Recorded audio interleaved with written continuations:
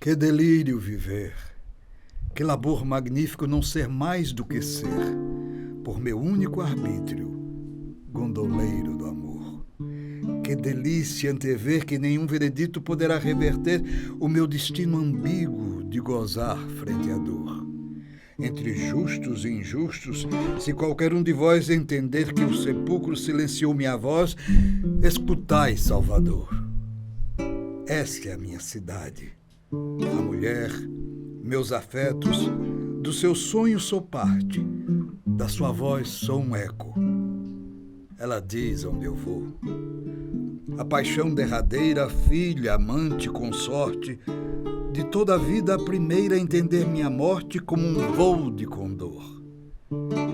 Gerações do futuro, abrigai meu legado, escutai o sussurro que vem lá do passado, como um brado de amor. Despertai, mocidade, espantai a inércia que expulsa a verdade da verdadeira festa, onde o povo é o Senhor. Libertai-vos de amarras, despregai-vos dos nós, arrancai as mordaças que vos querem sem vós. Sede sempre o clamor. O poeta Castro Alves tem na sua obra a concepção de ser contra a questão da escravidão. Tanto que ele foi chamado de poeta dos escravos. E ele vem num contexto contra a escravidão e no momento que a abolição estava ainda nascendo, a ideia da abolição ainda estava nascendo. A Praça Castro Alves tem como esse ponto um marco de um poeta e dramaturgo e que traz no bojo da sua obra essa questão de denunciar a perversa situação da escravidão no nosso país.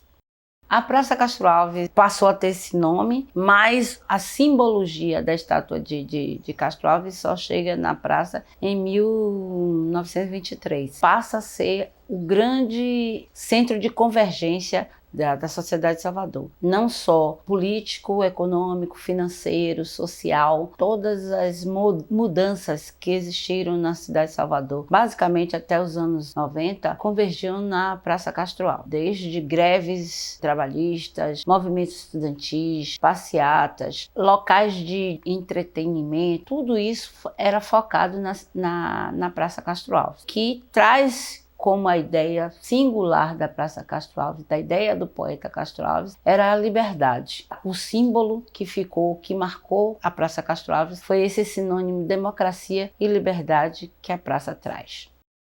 Então, trazer Castro Alves nesse momento tão histórico e ver situações se repetindo que reforçam ou que ainda colocam para fora a questão do racismo na sociedade baiana, de uma cidade muito, muito significativamente negra.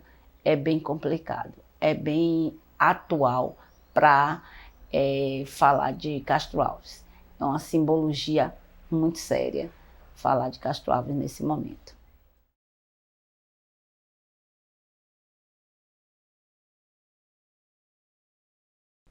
Ao espreguiçar da aurora vacilantes, anjos da noite costuravam luzes para enfeitar as suas pobres cruzes com rebotalhos fúlgidos da sorte. Praça da Sé, Rua da Misericórdia, ladeiras da montanha do Sodré, reverberavam os gritos de fé dos que na farra se faziam fortes. Debruçadas no céu, as nuvens lânguidas ao libertar-se da negra mortalha compunham cenas da imortal batalha. Nascia o astro pleno de quimeras, se adormecia o palco dos prostíbulos. A rua Chile logo despertava, qual passarela firme entre duas praças, tendo por ponto o elevador Lacerda. O teatro da vida renovava-se. Naquele instante, o sol apaziguado era o porvir unindo-se ao passado, o abstrato unindo-se ao concreto. Era o encontro de gentes diferentes a que escrevia nos bares sua história, com a que usava as páginas das horas para rascunhar o seu futuro incerto. Mas em que pese tanta diferença, a mãe de todos era igual cidade. Lutavam todos pela liberdade, da qual suas almas eram como irmãs. Por mais opostos fossem os caminhos, de cada um mais se achegava aos outros, pois eram todos cúmplices do corpo, que amamentava as noites e as manhãs. A Rua Chile, como Rua Chile, na verdade, ela veio a ser a partir de 1902. 1902, quando chegou aqui uma esquadra chilena, lembrando que nessa época a esquadra chilena era a mais importante esquadra do mundo. Ela era a mais forte, a mais temida. Quando essa esquadra chilena esteve aqui, foi uma festa imensa, que teve discurso do governador, queima de fogos, desfile das forças brasileiras com o desfile dos marinheiros chilenos, e aí decidiu-se criar um novo nome para aquela rua, a rua à direita do Palácio, ou Rua dos Mercadores, batizando como Rua Chile, e foi uma coisa de participação popular muito grande. Nas proximidades da Rua Chile, você tinha a Rua do Pau da Bandeira, e próximo à Rua do Pau da Bandeira, você tinha o Varandá, que era o grande restaurante boate da época, que era o Varandá, dirigido por um músico de primeira linha, que era o Sandoval, e que se apresentava lá grandes orquestras. Quem andava pela Rua Chile não era somente o povo que vinha olhar o que tinha de mais importante, de novo na moda, na loja Sloper, nas Duas Américas, no Adamastor. Não, mas também vivenciar o que tinha de interessante, como o tabariz, o famoso tabariz, ou mesmo quem vinham do interior cheio de dinheiro, que são os coronéis do cacau, que vinham gastar seu dinheiro nos cassinos que tinha nos hotéis da região, as pensões famosas que tinham que recebiam aqueles que vinham de fora, e você tinha também ali dentro uma pessoa que marcou muito, que foi a Dama de Roxo, ou a Mulher de Roxo, né? Que se dizia que ela tinha optado pelaquela vida nômade de ficar perdida pela cidade em função de um casamento mal realizado e foi abandonada no altar, coisa que eu entrevistei ela e ela dava risada. Na Rua Rui Barbosa você tinha o Você Que Sabe e você tinha o melhor restaurante árabe da cidade, que chama Chamite o Árabe. Ali também você tinha o Sebo do Souza, né, que você tinha tudo ali. Vindo mais um pouco para frente, você tinha o Cine Tamoio. Você tinha o Cine Tamoio. Na esquina, você tinha o prédio do Jornal Tarde, que até hoje está lá e que hoje é o Fazano, até o Fazano. E você tinha um prédio da Tarde, que era um prédio que congregava não só a redação do Jornal à Tarde, mas escritório de todos os tipos.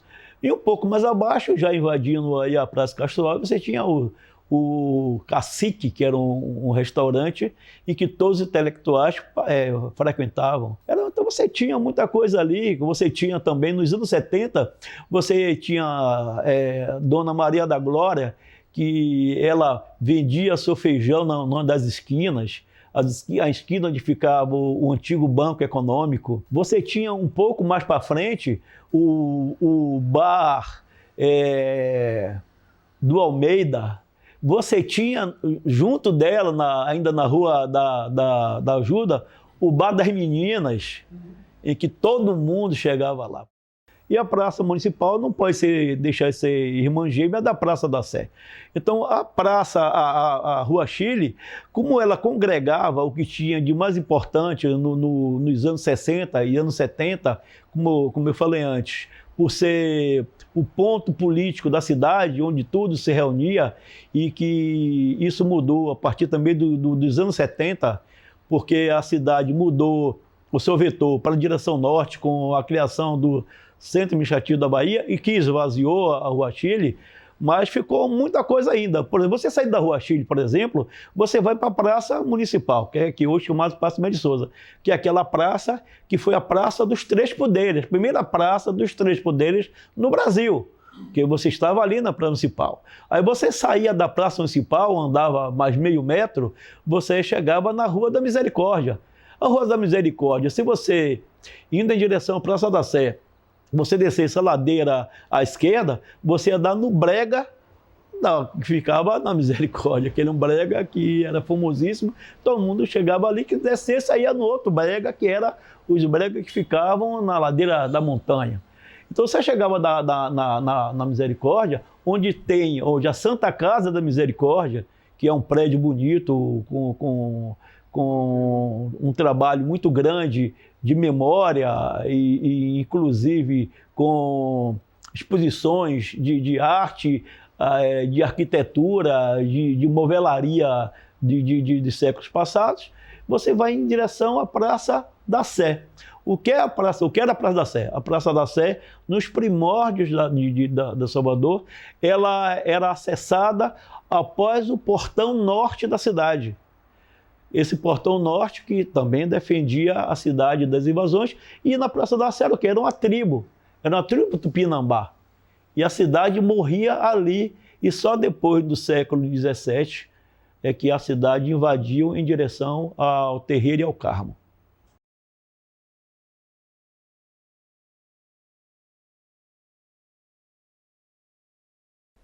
Terreiro de Jesus, a manjedoura da fé mestiça em vívido presépio, a catedral de Deus frente ao delírio da humanidade que ocupava os prédios.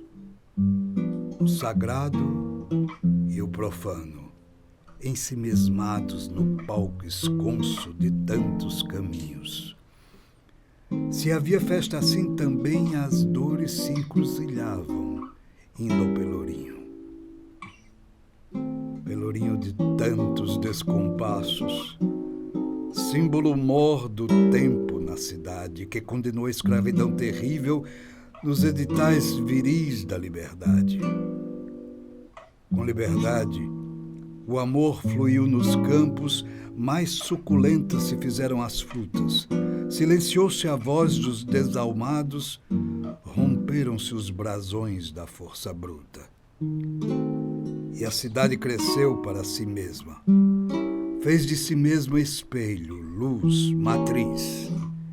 Embrenhou-se nos vales, nas campinas. Embelezou-se em lúbrico verniz. E contrapondo-se ao esplendor dos morros, uma rua plana logo entrou em cena. Baixa dos sapateiros dos mascates, da realidade ambígua dos cinemas. E sendo os filmes reinvenções da vida, e sendo a vida filmes por rodar, o aprendizado em todos se fazia, e menos responder, mais perguntar. Haverá cor no limbo das distâncias, do mais antigo facial novo? Ao misturar os ritmos e o sangue, quanto de luz existe nesse povo? Com quantas chaves se abrirá o mundo? E neste mundo, o que não nos importa? Se são 7 os pecados capitais, os caminhos também têm 7 portas. Salvador, nesta escala amplificada, é o delírio da prosa feita em versos. É o argumento maior com que a pureza desafia os preconceitos mais perversos. Todos nós sabemos que até a década de 40, aqui era o grande centro político, social, econômico e financeiro, e a partir da Segunda Guerra Mundial, as ditas famílias tradicionais começaram a sair daqui para o Corredor da Vitória, para a Graça, para a Barra. E já na década de 70, nós assistíamos o mais perverso processo de esvaziamento. Saiu a Faculdade de Medicina, saiu o Instituto Médico Legal, saiu a sede do INCRA, saiu a Academia de da Bahia, fecharam o Cine Santo Antônio, fecharam o Cine Popular, desativaram o Plano Inclinado Pilar, desativaram o Charuto Tabuão, houve um incêndio de Liceu de Arte e Ofício, fecharam o Baneb, fecharam a Caixa Econômica. começou o processo de esvaziamento da Baixa dos Sapateiros, que, na minha ótica, era um shopping que ia ser aberto. Como eu estava dizendo, o Pelourinho é o grande coração dessa nação chamada Brasil. E nenhum coração funciona se as artérias não estiverem oxigenadas. Quando eu falo das artérias do Pelourinho, eu estou falando do Caminho Novo, da Ladeira do Taboão, da Ladeira da Montanha, da Ladeira da Preguiça, que foi cantada em versos e prosa por Gilberto Gil e por Elis Regina, da Ladeira da Poeira, da Ladeira da Saúde, da Ladeira da Praça, da Ladeira do Ferrão e, sobretudo, da Baixa dos Sapateiros, que, na minha ótica, é a veia aorta do Pelourinho.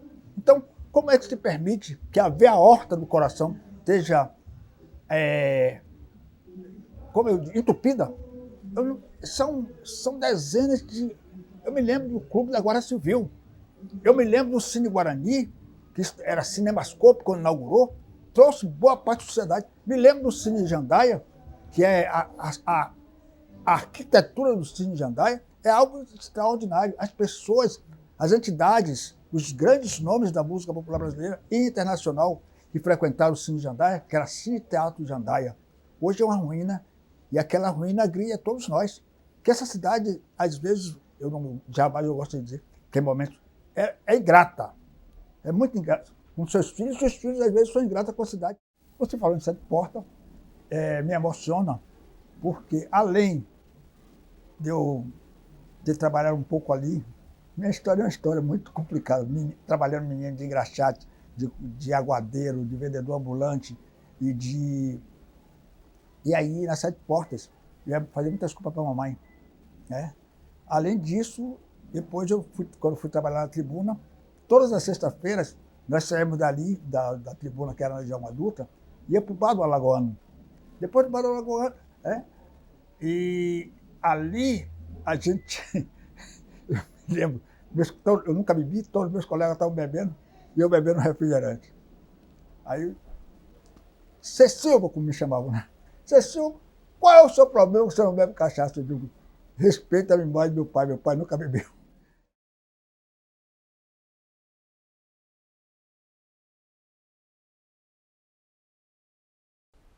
Tudo remonta ao mais cruel passado, aos sonhos corrompidos decepados pela mão dos patrões.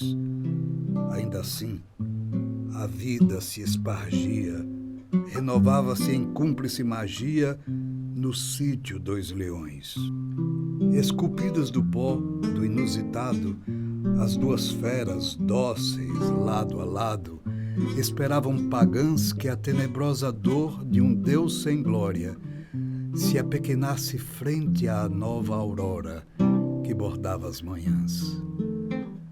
De semear mais se chegava ao longe, mais se entendia a linha do horizonte como breve porvir. Posto que os deuses índios, africanos, emprestavam à fé outros parâmetros de viver e sentir. E o povo da cidade, vigilante, harmonizava forças destoantes em lundus e modinhas. Se heróico enfrentava os estrangeiros, humilde batucava nos terreiros da estrada da rainha. Para chegar enfim à liberdade, breve passagem pela solidade e daí a Lapinha, largo por demais glorificado, do casal de caboclos, dos reis magos, das gentis pastorinhas. Sendo da fé mais uma encruzilhada, neste outeiro celebravam-se duas datas inundadas de luz. A da maior das festas da Bahia e a daquela que diz que estrela guia anunciou Jesus. Na vizinhança, o bairro Santo Antônio, o promontório do céu no oceano, permanece refém da partida e chegada dos navios, dos marinheiros, dos seus desvarios, em incessante vai e vem. Assim se fez o que hoje está cumprido. O mar, líquida esteira do improviso, se do amor chamariz, propagaria por todos os cantos que na Baía de Todos os Santos, Salvador é a matriz. aquela região da Baixa de Quintas era uma região de difícil acesso e era uma região bastante distante. Então ali, no século XVI, os padres jesuítas resolveram construir um belo casarão que hoje funciona, o Arquivo Público do Estado da Bahia. E ali no local da Baixa de Quintas, ali no Arquivo Público, que hoje tem aquele prédio do século XVI, ali funcionava como um retiro para os padres. E ali durante muito tempo também foi residência de Padre Antônio Vieira, que ali ele escreveu grande parte dos seus sermões. Tem a Estrada da Rainha, né? Tem uma história muito interessante sobre o local. Muitas pessoas até hoje acreditam que a rainha de Portugal, Dona Maria I, chamada a Louca, ela esteve ali no local. Existem duas versões para a origem do nome Estrada da Rainha. A primeira versão é uma versão mais baseada na oralidade popular. Aquele trecho, né, naquele entroncamento ali próximo da Baixa de Quintas, ali era o local de passagem dos cortejos fúnebres que iam em direção ao cemitério de Quinta dos Lázaros. Então daí, inicialmente, a Estrada da Rainha era conhecida como Estrada da Morte. Com o tempo, para dar uma suavizada, passou a ser chamada de Estrada da Rainha. E a outra questão é o seguinte, que, na verdade, a Estrada da Rainha, ela foi uma homenagem à Dona Maria I, Rainha de Portugal, foi apenas uma homenagem à monarca portuguesa. A Soledade é um dos mais importantes locais ali do centro histórico de Salvador. Está rodeado por vários casarões do século XVIII e século XIX, que infelizmente estão em um péssimo estado de conservação. Também na Soledade nós encontramos ali aquele majestoso convento do século XVIII e ali também na Soledade, descendo ali, nós vamos encontrar o chafariz do Queimado, que foi o primeiro local do Brasil a fazer a distribuição de água potável para toda aquela região e algumas partes de Salvador. E o bairro de Santo Antônio, além do Carmo, é um dos bairros mais queridos dos baianos. Um bairro boêmio, um bairro maravilhoso. E ali nós temos também pontos importantes. Temos, por exemplo, o Forte de Santo Antônio, além do Carmo, que ali é uma construção do século XVII e que ali funcionou durante muitos anos a cadeia pública da cidade. E ali estiveram presos os líderes da Revolta dos Malês, que ocorreram em Salvador no ano de 1835, e ali também esteve presa Dadá, cangaceira do bando de Lampião e que foi mulher de Corisco, o Diabo Loiro.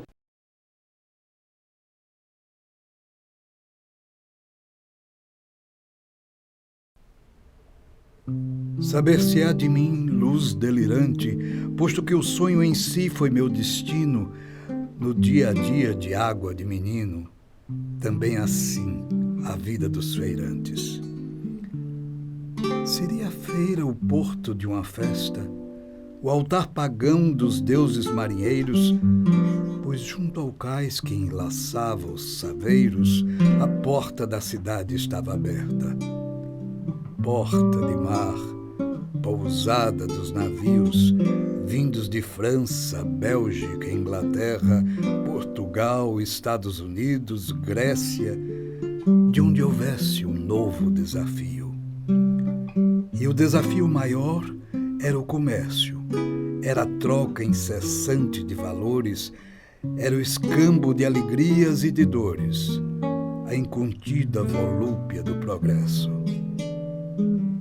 Condenado a ser mais que o seu passado, o povo soterópole sem medo, na acrópole do mercado modelo, reinventava sempre o inusitado. E as engrenagens da vida, azeitadas continuamente em mágica impulsão, reavivavam as chamas da paixão dos homens que chegavam de outras plagas.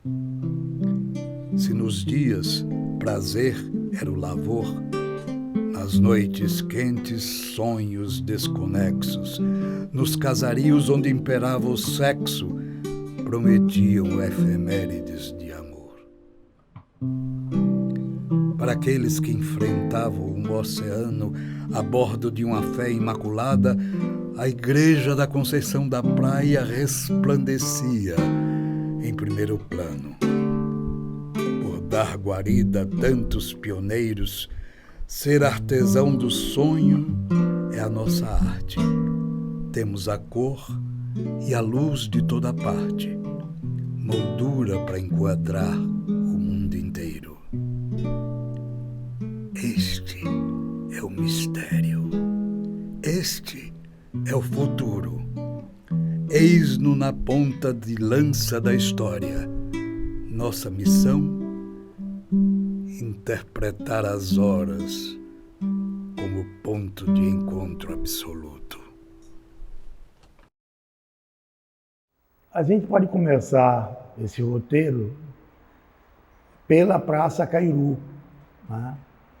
Na realidade, a geração mais nova conhece como Terminal da França, mas eu sou do tempo que o terminal era na Praça Cairu, onde tinha um abrigo semelhante àquele que tem lá tinha um na Ribeira e tem um no Bonfim ainda, só o esqueleto, né? Que era o terminal de ônibus. Então, na realidade, o percurso que eu fazia era muito mais descendo do que subindo. Mas agora vamos aproveitar esse artifício para fazer isso. Bom, ali na Praça Cairu tinha uma série de boates, ou brega, como a gente chamava, né? Puteiro na época. Inclusive um muito famoso, que era a Boate Porto, né? Ou conhecido também até hoje como Café Atlântico. Era uma fábrica de café embaixo e o brega em cima.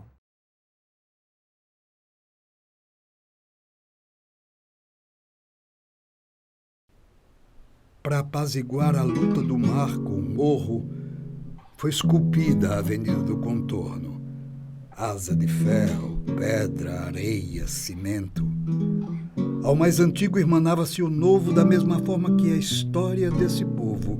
O passado mais se afirmava além do tempo. O Campo Grande, bem maior que seus limites do seu traçado real, ia aos invisíveis territórios onde o sonho inventava o mundo. No Canela, as escolas de artes e teatro incentivavam uma geração de novatos a encontrar a forma sutil dos conteúdos. Segunda-feira, no salão da reitoria, a música se encontrava com a poesia. Casamento de indissolúveis sentimentos. E na cabeceira da praça, o grande palco, por 2 vezes um teatro, o Castro Alves, qual fênix que renasceu de um vil incêndio. Nos arredores do Campo Grande, os bares, humildemente extensões de tantos lares, acrescentavam às salas de estar o púlpito. Nos quintais do mais aclamado dos palácios, o Raso da Catarina, o Chebernat, o Vila Velha e o belo passeio público. Mas nada se fez de vitórias sem conflitos. Que bem o digam os que no largo dos aflitos vasculhavam o horizonte com suas dores, os desterrados de amadas terras distantes não conseguiam se esquecer da vida errante na qual seus sonhos reinavam como senhores.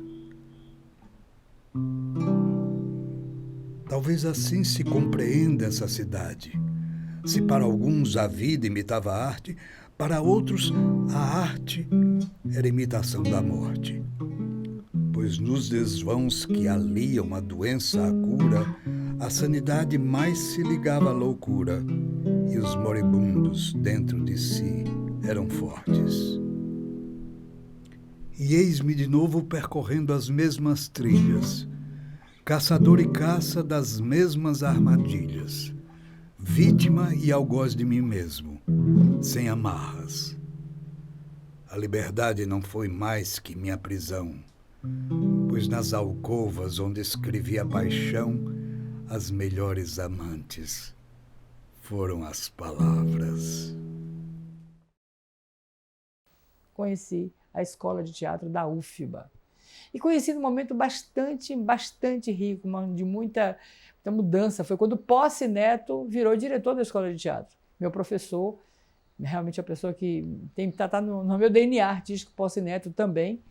E aí, obviamente, fazendo escola de teatro, Eu saí de Nazaré, porque eu andava por Nazaré, andava pela... A gente tinha uma circulação por Nazaré, Campo Grande, mas assim, ia voltar para casa. Mas com a escola de teatro, meu universo se ampliou, porque aí eu comecei a circular não só pelo Campo Grande, pela Vitória, consegui ir para Porto da Barra, e lá vou eu descendo para Vinda 7, Passa Castro Alves, Pelourinho, Garcia, eu morei no Garcia, então eu andava sozinha, a gente era muito menino, né? Muito novo, e era muito engraçado, que a gente ia a pé, sair da escola de teatro, ia a pé para o Pelourinho, para o bar do Beto no Pelourinho, tomar cerveja e comer farofa de carne frita com pimenta e cerveja, e voltava a pé, era tranquilo andar. Naquela época, o Campo Grande não era como é hoje, ele tinha circulação nos dois sentidos, e aí tinha um negócio de um churrasquinho de gato, que tinha uma mulher que eu comia, porque eu não comia, eu tinha meus problemas, eu não queria comer qualquer coisa, mas como ela era uma testemunha de Jeová, ela era crente, eu acreditava nela, eu comia o churrasquinho de gato dela,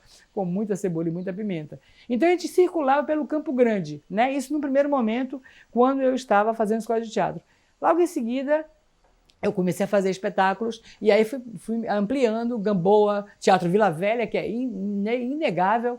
A gente tinha o trabalho do Vila Velha, que João Augusto fazia, a professora Sônia dos Unidos, que foi minha professora e amiga e colega de trabalho de espetáculos junto com Posse. E aí eu comecei a frequentar também o Vila Velha, comecei a assistir as peças do Vila Velha, Teatro Gamboa, que começou com Cabuz, né? Ele me inventou e trabalhei algumas peças. Então eu comecei a circular ali pelas Mercês, comecei a circular, e aí, obviamente, vamos para a vida noturna.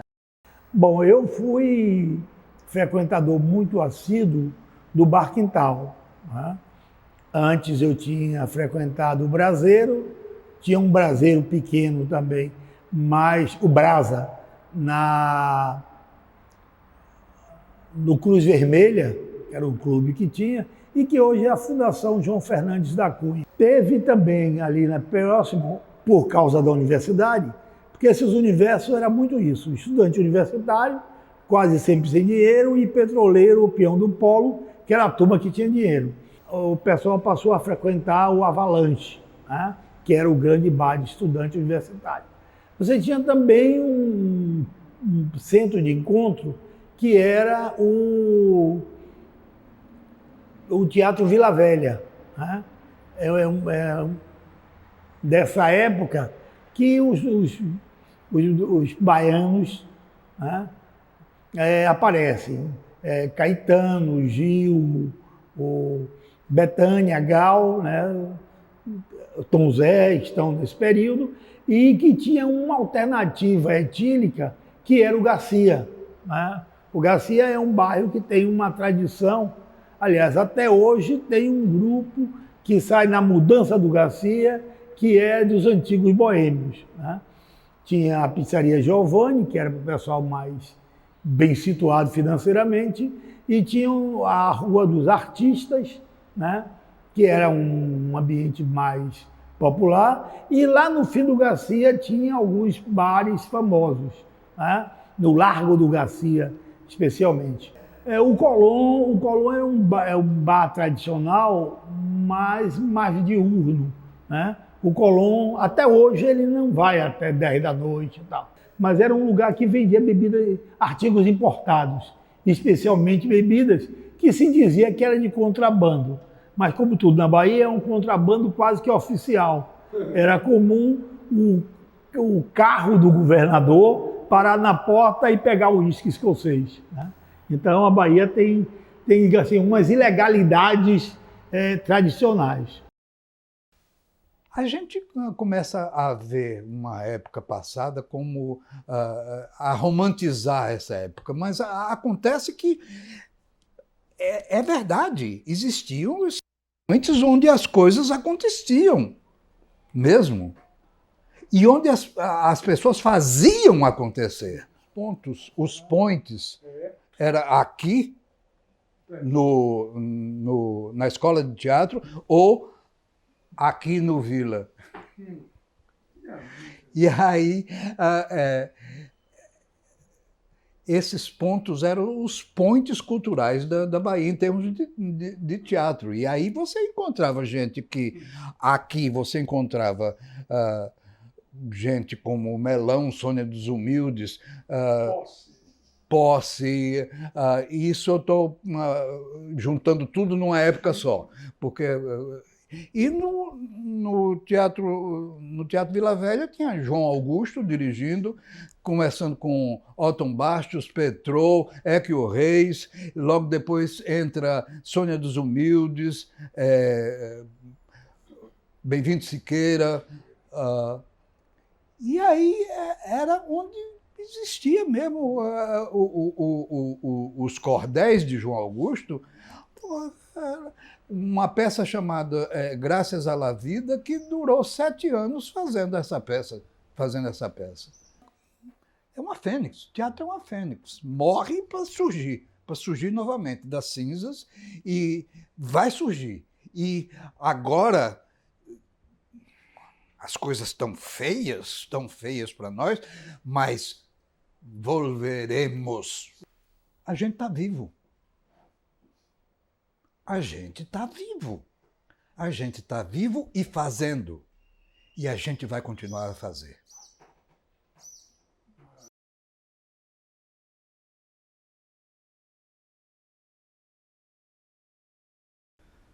São os filhos da aventura percorrendo noites cálidas.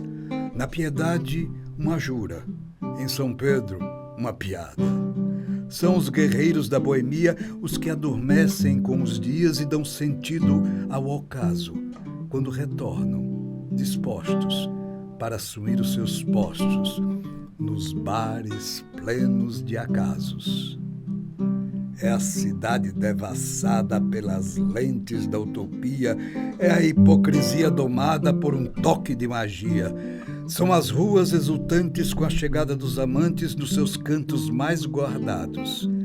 É a vibração, o delírio de um mundo sem desperdícios, posto que sonhos são fatos. E eis que aos pés da estátua, em momentos tão distintos, a multidão se encontrava com ardor quase divino. E o Carnaval da Bahia armazenava energia para ajudar na disputa que os filhos da liberdade travavam por toda parte contra a cruel ditadura.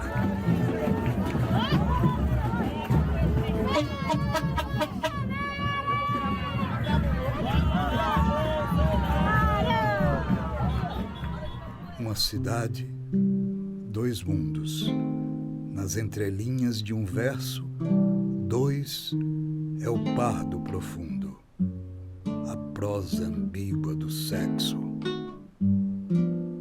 2 é a palavra do amor, que rima frio com calor e inverte a ordem das coisas. É o numeral do infinito. É o silêncio feito em grito. É a ansiedade das noivas. Tem uma coisa interessante que a gente fazia, saíamos da escola de teatro, não tem tempo de fazer, depois do ensaio, andava pela Vitória, apertando as campainhas das casas grandes, dos casarões, tinha muito mais, não era tanto prédio, e a gente apertava e saía correndo.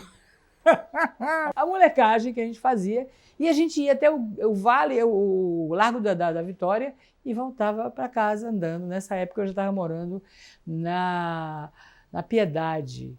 E a gente circulava por aquele pedaço ali, né? Venda 7, Carlos Gomes, que eu morei também na Carlos Gomes, né? O colega Jorge Gaspari, né? Na época ele não era meu colega, era só uma pessoa da escola, ele era professor já, eu não era. Ele me abrigou lá uma época, então eu morei ali na Carlos Gomes, no edifício Carlos Gomes. E aí era de lei passar no Gudê e tal, porque inclusive tinha uma situação que era assim, imagine que na época eu não como mais carne hoje, tem desde 87, mas na época comer uma esfirra com Coca-Cola era o almoço e a janta. No Good Day era isso, a gente pegava esfirra com Coca-Cola 3 horas da tarde, porque almoçava e jantava. Era o almoço e a janta. Sem falar nisso, tem o bar do Bill, que era ali pertinho, ali, né, no Largo 2 de Julho, que aliás era outro lugar que a gente frequentava muito ali, o Largo 2 de Julho. Tinha uma coisa que era 4 rodas. A gente terminava o ensaio e dizia, Nós vamos ao Quatro Rodas hoje, Quatro Rodas simplesmente era uma Kombi que ficava no Largo 2 de Julho, que tinha uma comida boa e barata, gostosa, e a gente ia lá, comia, né, essa comida boa, barata e gostosa. E descendo no sentido da Praça Castro Alves, aí você vai encontrar uma figura muito folclórica que até recentemente tinha seus descendentes trabalhando com isso, que é o famoso Zé do Caixão. Né? Era um caminhão, pequeno, que ele vinha e trazia essas comidas populares, né? Sarapatel, mocotó, feijoada e tal, que ficava a princípio na descida da Ladeira da Preguiça e depois ele vai para a Praça Castro Alves mesmo.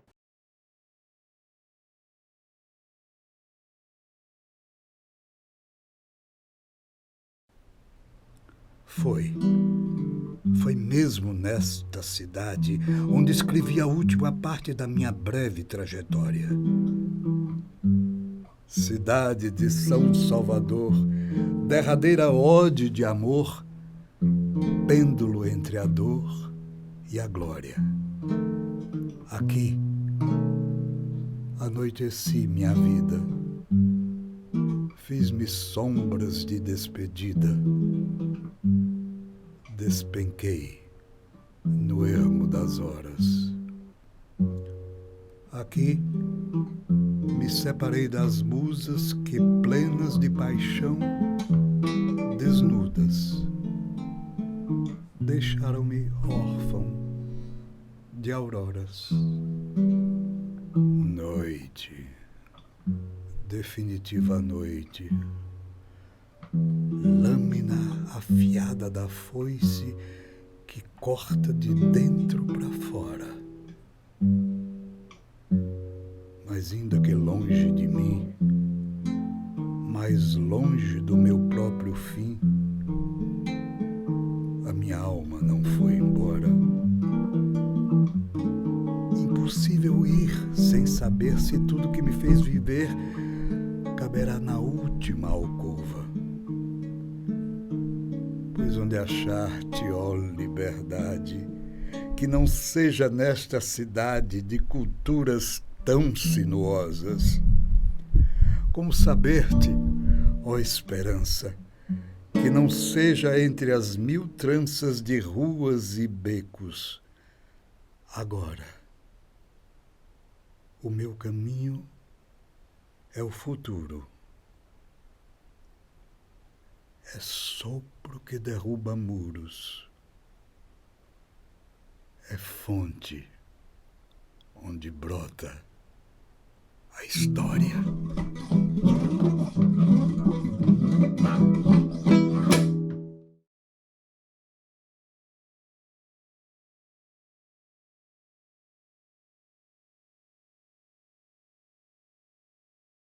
Então, eu estava dizendo que as minhas primeiras lembranças imemoriais, quer dizer, as lembranças da boemia.